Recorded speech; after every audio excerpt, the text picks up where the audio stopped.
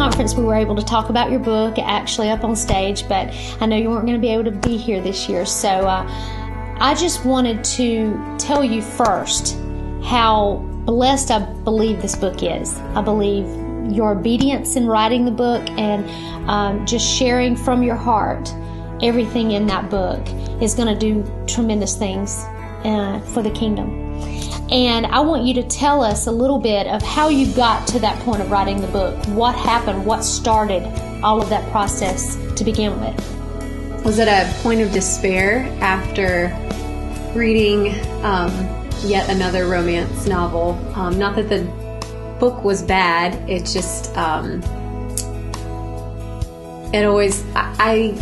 always walked away from those books feeling kind of bad. So anyway, it was after I had read one and I was feeling this horrible despair, and I just cried out to God and I asked, what is wrong with me? And He answered me clearly as clearly as I've ever heard Him. And He said, you feel this way because you're not in love with me.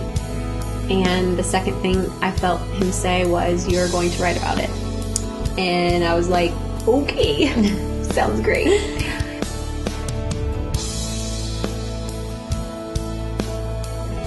So the title of your book is Let Me Fall. I love that title. Can you tell us a little bit about your book and really what the premise of the whole book is, what it's about? The title is Let Me Fall, but the tagline is actually the love story between God and His dim-witted daughter, which is me, in case you were wondering. And I mean, it is pretty much just that. It's my story of falling in love with God, brought about by my obsession with romance and Twilight. Well, yeah.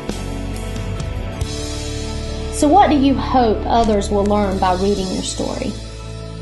If they don't already have a relationship with Christ, I really, really hope that it will make them want to experience Him, that they'll want to start their own story with Him.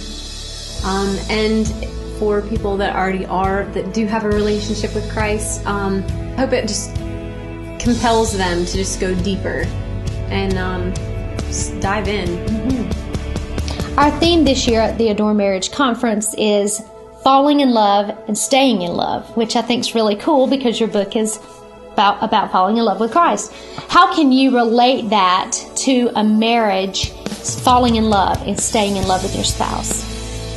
It's funny that you say that, because I have even thought to myself sometimes, like, oh, I wrote the book, it's like falling in love with God, so, but I easily forget that the falling part isn't the only part, that I really do have to continue.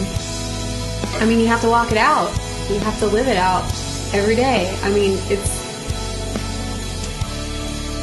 you really have to make an effort and try, because it doesn't just happen on its own. And I would say it's the same thing for marriage. I mean, we know that. Our brains tell us that that's the case, but we so easily forget that we have to walk it out, that we have to make an effort every day, or, it just goes kind of stagnant. So, yeah. Well, and it's not okay that I've written a book about falling in love with God, but that's not the end. It can't be the end. And it's the same thing with marriage, Okay, yeah, so we said our vows. Oh, so we made it to our 10th anniversary. Oh, we made it to our 15th.